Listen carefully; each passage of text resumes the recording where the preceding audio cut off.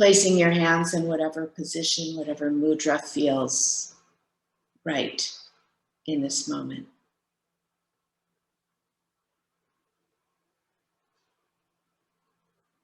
Just opening to listen, to hear, and to sense how this reading, this perspective resonates for you. The crown chakra, Sahasrara, is the symbol of the transcendental state of absolute existence, ultimate knowledge, and bliss. The superconscious state of thought-free awareness. This seventh dimension is the original consciousness, the eternal quality of the universe saturating reality. Here, Kundalini Shakti will unite with Shiva in a sacred marriage, giving birth to the spiritual unity of the chakras. The chakras will then transform from centers of response and habitual reactions into cohesive powerhouses of unified energy. Okay, this time we're going to come in and stay and work with the pulses. Inhale and exhale, extending out as you come down. Inhale, come up halfway. Bend the left knee, lift off the right heel. Spine is extended. Light pulses, little bend and flex, just a half an inch in each direction with that left leg, upper leg doing the work, right? And then release into the forward fold. Bring your left arm around, stretch, and release into the back of the right thigh, left thigh. Let the head, neck, shoulder release.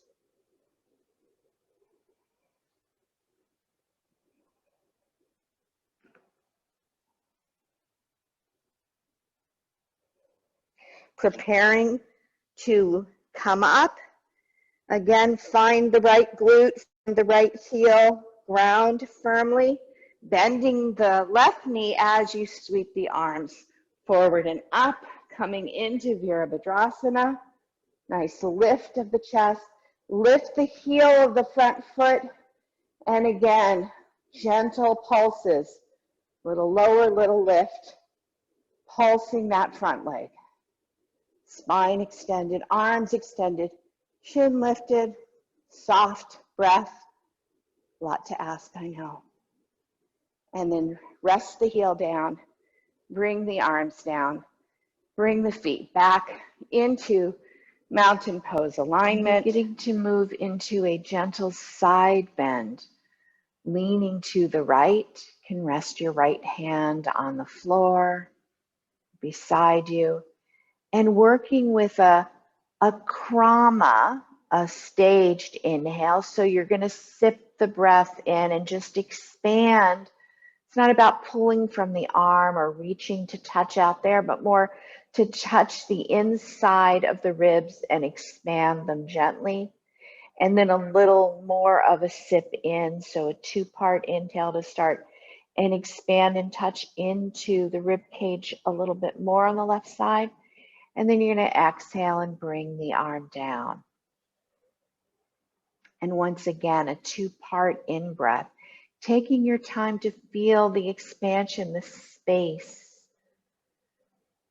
within you, opening to that. A little sip in and hold and allow that area to respond, to open, to receive the feeling of expansion and release. And this time a 3-part inhale. So again, even a smaller sip, pause.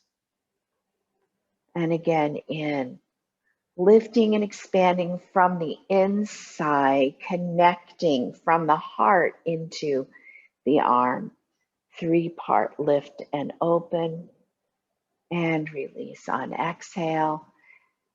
And once again, 3-part breath, 3-part lift and expansion. Feeling into the front, the sides, the back of the whole left side hemisphere of the torso. And release. Come back to center and pause. Notice. Touching into, again, the whole circumference of the rib cage, the space within it, the breath within it.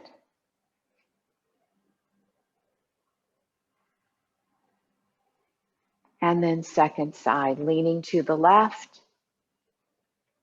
2-part krama, just taking your time to breathe, to move, to pause and expand a little more.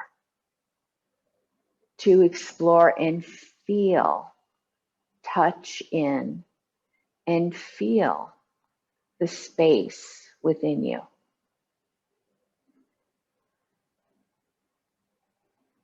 Feel the air, the prana permeating that space, enlivening it.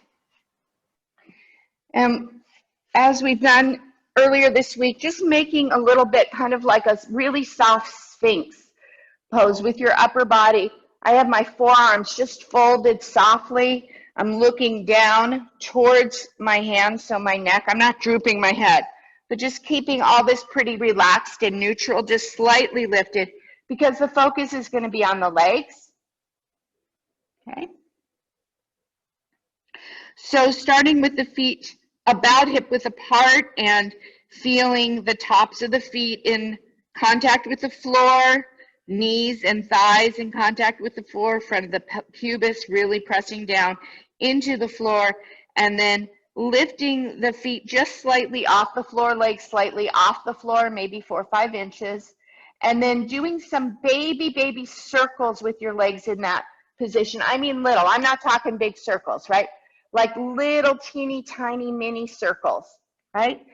2-3 times in one direction, 2-3 times in the other direction, and then separate your legs maybe 4 inches or 5 inches farther away from each other and do the same thing. Baby mini circle, circle, circle. The leg, feel like you're circling from the hip joint all the way out to the feet, whole leg. Take the feet slightly wider, little bits at a time. Baby circles, one direction, baby circles, the other direction. If you're feeling it in your lower back, lower your torso so that you're not doing so much extension. This isn't about your back as much as it is about your legs and your glutes. Go a little wider, circle, circle, your hamstrings, right?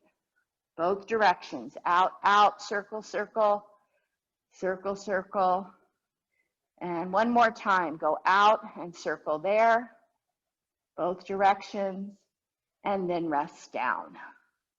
Was that some work? Did you feel some work in your legs? Anybody? Okay, good. Rest your forehead down.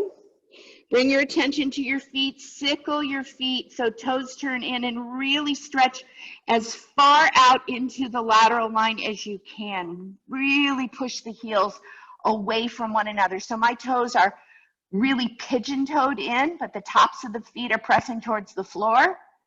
Toes are turned in, and I'm stretching into the outside of the calf. The yantra of Ajna Chakra is a lotus with 2 brilliantly shining luminescent petals, representing the 2 hemispheres of the brain. This double radiation of power symbolizes the energy of the moon traveling through Ida Nadi and connecting to the right hemisphere of the brain, and the energy of the sun traveling through Pingala Nadi and connecting to the left hemisphere. Within the 2-petaled lotus shines the crystalline, pure white circle, symbolizing the void that is the source of what is known as all that is. This is the original cloud of undifferentiated, unmanifested energy. the element of primordial mind. Within the circle is a downward pointing triangle representing the seat of the supreme creative power of Kundalini Shakti. The triangle shines like the brilliant rays of the midday sun and is heard as the primordial seed sound, Aum.